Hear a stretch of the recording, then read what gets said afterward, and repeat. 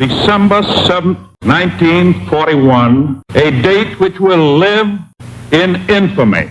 The United States of America was suddenly and deliberately attacked by naval and air forces of the Empire of Japan. Hello everyone, Darren here from Strategy Cantina, and today I'm stepping out of the norm to commemorate the US personnel who were lost 80 years ago today.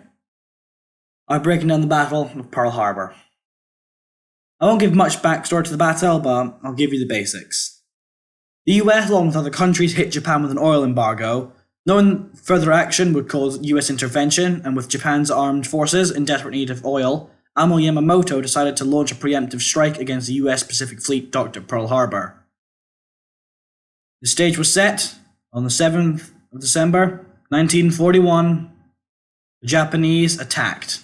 Before the battle even started, a Japanese mini-submarine was spotted by the USS Ward. Ward opened fire before the Japanese could react and scored a direct hit, sinking the mini-sub and killing its 2 crew personnel. Soon after, the Japanese main carrier strike group assaulted Pearl Harbour.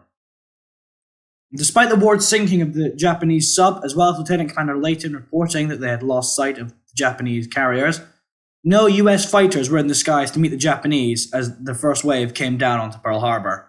The code words Tora Tora Tora being transmitted on the radio, meaning they had achieved complete surprise at 7:53 a.m. The first bombs struck the south tip of Ford Island, as the Japanese quickly discovered their number one target, Pacific carriers, were missing from port. When the first wave came in, they noticed the absent carriers very quickly.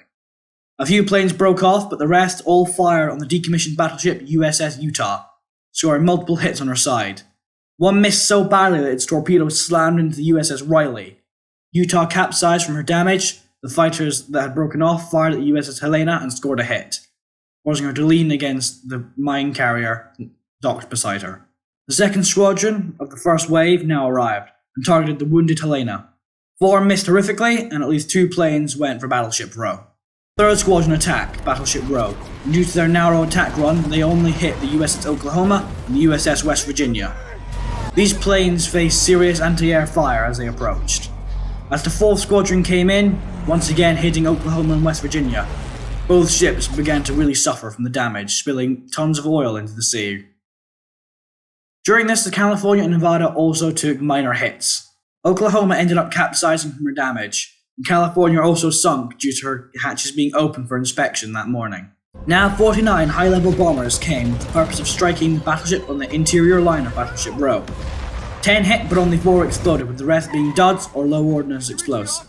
It is here that the most well-known moment of the battle takes place, when Arizona was struck twice. One on her aft, which did moderate damage, the second hit aft of gun turret 2.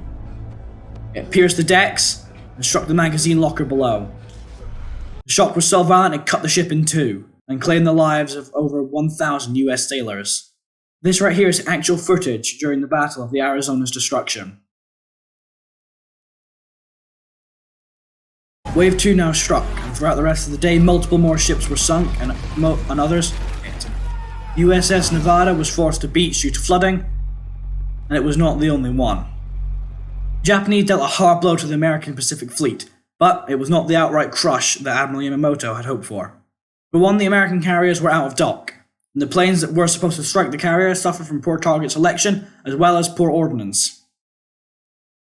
Well everyone, I hope you, enjoyed seems like a bad word, but I hope you enjoyed the video. Yeah, out of my comfort zone. I know this isn't the greatest breakdown out there, but I wanted to do it because it's a significant moment. It's been 80 years, and I felt like I really wanted to do it. I felt strongly about it, so here it is. Stay safe, everyone, and I'll see you next Monday for another Battle Breakdown, where we get back to something a little bit more lighthearted. Goodbye, everyone.